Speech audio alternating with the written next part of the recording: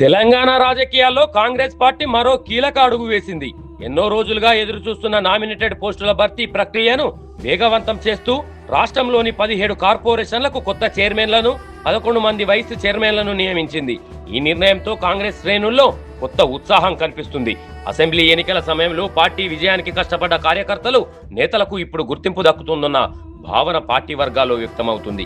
ముఖ్యంగా వివిధ సామాజిక వర్గాలకు ప్రాధాన్యం ఇస్తూ పోస్టుల కేటాయింపు చేయడం రాజకీయంగా కూడా ప్రాధాన్యం సంతరించుకుంది.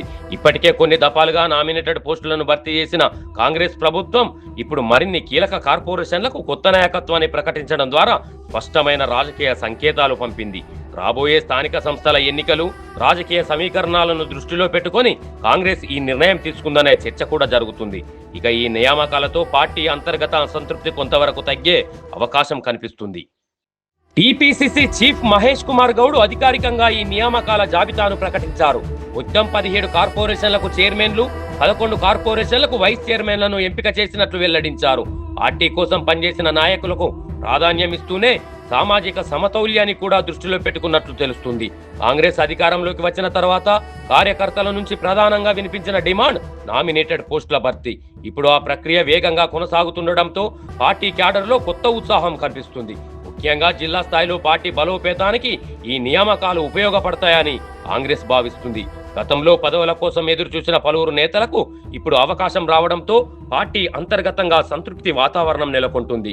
ఇదే సమయంలో ఇంకా ఖాళీగా ఉన్న పోస్టులను కూడా త్వరలో భర్తీ చేస్తామని కాంగ్రెస్ స్పష్టం చేయడం ఆసక్తికరంగా మారింది. దీంతో ఇంకా పదవుల కోసం ఆశగా ఎదురుచూస్తున్న నేతల్లో కొత్త ఆశలు మొదలయ్యాయి. ఈ నియామకాల జాబితాను పరిశీలిస్తే కాంగ్రెస్ పార్టీ సామాజిక వర్గాల సమతౌల్యంపై ప్రత్యేక దృష్టి పెట్టినట్లు స్పష్టంగా కనిపిస్తుంది. బ్రాహ్మణ, కమ్మ, యాదవ, వడ్డెర, వాల్మీకి బోయ, మున్నూరు కాపు, పద్మశాలి, వెలమ వంటి అనేక వర్గాలకు కార్పొరేషన్ పోస్టులు కేటాయించడం ద్వారా రాజకీయంగా కీలకమైన సందేశం ఇచ్చింది.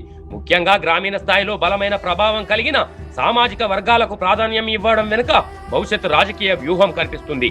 కాంగ్రెస్ ప్రభుత్వం ప్రతి వర్గానికి న్యాయం చేస్తుందనే భావన ప్రజల్లోకి తీసుకెళ్లేందుకు ఈ నియామకాలు ఉపయోగపడతాయని పార్టీ అంచనా వేస్తుంది. మరోవైపు ప్రతిపక్షాలు మాత్రం ఇవి రాజకీయ ప్రయోజనాల కోసం చేసిన నియామకాలేనని విమర్శిస్తున్నాయి. కానీ కాంగ్రెస్ మాత్రం సామాజిక న్యాయం, రాజకీయ ప్రాతినిధ్యాన్ని దృష్టిలో పెట్టుకొని ఈ పోస్టులను భర్తీ చేస్తున్నామని చెప్తుంది. ముఖ్యంగా బీసీలు, వృత్తి ఆధారిత వర్గాలకు అధిక ప్రాధాన్యం ఇవ్వడం ద్వారా గ్రామీణ ఓటు బ్యాంకును మరింత బలోపేతం చేసుకోవాలనే వ్యూహం కనిపిస్తుంది. ఈసారి ప్రకటించిన పోస్టుల్లో పలు కీలక కార్పొరేషన్లు ఉన్నాయి.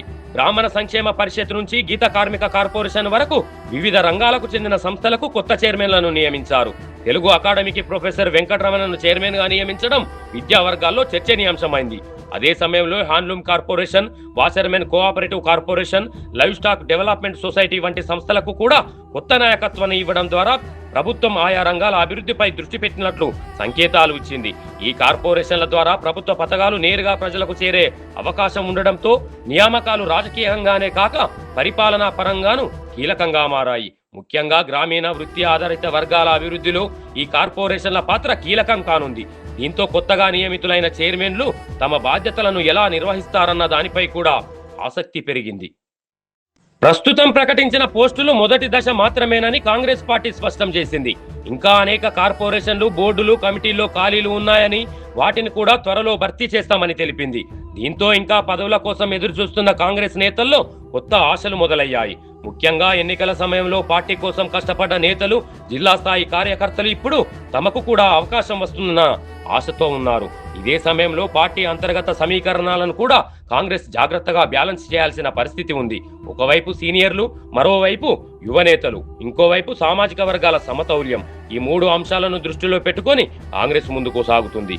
రాబోయే రోజుల్లో మరిన్ని కీలక నియామకాలు జరిగే అవకాశం ఉందన్న చర్చ రాజకీయ వర్గాల్లో జోరుగా సాగుతుంది.